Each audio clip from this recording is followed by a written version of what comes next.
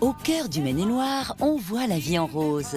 Normal, la région est le premier producteur de rosiers en France. Et c'est donc un patrimoine qui ne manque pas de piquant que vous avez placé en 4e position, les troglodytes de Douai-la-Fontaine. Je fais des trous, des petits trous, encore des petits trous. Ici, les hommes ont creusé des trous partout. Des trous qui servent à tout, habitation, galerie d'art, étable. Et il y a même un zoo unique au monde. Un grand trou, je n'entendrai plus parler de trous. Je chope des trous, de petits trous, de petits trous, de petits trous. C'est Stéphanie, une pro des troglos, qui va nous faire découvrir de très surprenantes constructions. Alors là, je vous emmène voir un site tout à fait exceptionnel. C'est le village souterrain de Rochemeny. Juste sous nos pieds, là, de façon très discrète, se trouve une quarantaine d'habitations souterraines. Y a quelqu'un ? Bien sûr qu'il y a quelqu'un. Stéphanie est attendue par Frédéric. Il connaît tout de ce village entièrement creusé par l'homme dans le Falin, la roche du pays. Là, on est dans le Falin, ça se voit bien. Là, si on regarde bien ce qu'il y a tout autour de nous, cette roche de Falin est constituée presque exclusivement de coquillages, puisque, si je ne dis pas de bêtises, Frédéric, il y avait la mer ici. Oui, effectivement, il y a 15 millions d'années, ici, il y avait une mer tropicale, la mer des Falins. Et aujourd'hui, eh bien, ce sont tous ces fossiles, tous ces éléments qu'il y avait dans la mer, qu'on retrouve dans les murs. Donc tous ces petits coquillages, ces coraux, de temps en temps également, on retrouve des dents de requin ici dans la roche, dans lesquelles ont été creusées toutes les maisons du village. Et c'est très visible. Creuser dans le Falin, c'est un peu comme creuser dans du beurre. Alors au Moyen-Âge, les nouveaux arrivants ont vite compris.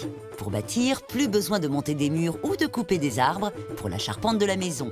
Et il y avait un autre avantage. Les premiers trous, on estime qu'ils se sont faits à peu près il y a 700-800 ans, à la fin du Moyen-Âge.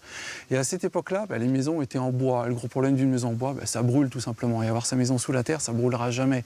Et ça, c'est vraiment un gros avantage d'avoir sa maison sous la terre. Résultat, on compte ici 40 maisons souterraines. Alors effectivement, là, on est dans une pièce relativement typique. En fait, tiens, je voudrais te présenter les derniers habitants qu'on a ici. Donc Léon et Marie Choiseau. Il faut s'imaginer qu'il y a encore 52 ans, des gens vivaient encore dans cette pièce. Cosy l'intérieur. Après l'habitat, on passe à une fonction plus artistique des troglodytes de Douai. Stéphane nous conduit dans une étonnante galerie d'art. À Dénezé-sous-Douai, elle retrouve Laetitia, guide à la cave aux sculptures. Ici, on sculpte le Falin, la pierre locale, depuis le Moyen-Âge. Une tradition qui est restée intacte jusqu'à aujourd'hui. Dans cette cave, au XVIe siècle, en pleine guerre de religion, les habitants ont travaillé la roche avec un certain humour. Ce lieu, c'est un grand Charlie Hebdo, un canard enchaîné des temps anciens. Ici, vois-tu, on a ce qu'on appelle le mariage à trois. Il s'agirait d'Henri II, roi de France, Catherine de Médicis, la reine, et Diane de Poitiers, la maîtresse, qui est représentée avec ses seins dénudés, l'ex-poitrine Montvallois, sa jambe plus courte que l'autre, parce que Diane de Poitiers boitait.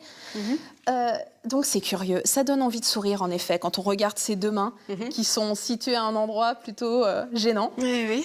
Oui, on comprend bien l'histoire de France, là. C'est vraiment là une satire. Elles se tiennent la main. Elles se tiennent la main, ouais. Et à elles deux, elles tiennent un homme. C'est ça. Ce qu'il faut vraiment retenir de cet endroit, c'est que ça a été un grand défouloir. Durant des périodes tendues par les guerres de religion. Tout ce qu'on n'avait pas le droit de dire en surface, on l'exprimait en bas. Au total, une centaine de sculptures mystérieuses moquent le pouvoir politique et religieux. Aujourd'hui, les spécialistes s'interrogent encore pour savoir qui étaient les auteurs de ces caricatures de pierre. Non loin de là, autre troglodyte, autre ambiance. Stéphanie a rendez-vous avec Philippe, guide dans cette ancienne carrière classée monument historique. Ici, la pierre ne servait pas à faire des maisons ou des sculptures. On fabriquait des sarcophages, des cercueils façon pharaon. Ça a été creusé partout. Tu vois, énorme, oui. Et les gens, ils travaillaient avec un pic.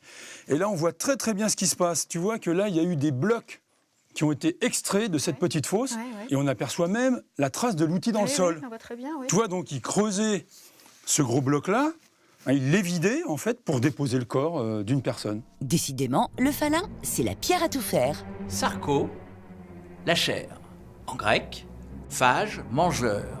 En fait, un sarcophage était autrefois un endroit où la pierre mangeait les cadavres. Au 5e siècle, en Europe, il y avait des gens qui souhaitaient conserver leur corps dans l'espoir peut-être de voyager dans un autre monde. Pour Stéphanie, le voyage se termine vers un autre monde, celui des animaux.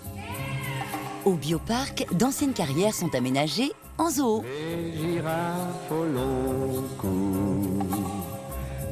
Un zoo d'exception. C'est l'heure pour les enfants. François, le soigneur, a convié Stéphanie pour le goûter des girafes. Allez, allez-y, à plusieurs. Il t'attend encore le petit? Oui, il est juste à côté de sa mère. Très gourmande. Vous voyez, on peut même la caresser, ce qui est assez exceptionnel pour une girafe. Alors là, on est au bioparc. C'est le seul parc zoologique troglodytique au monde.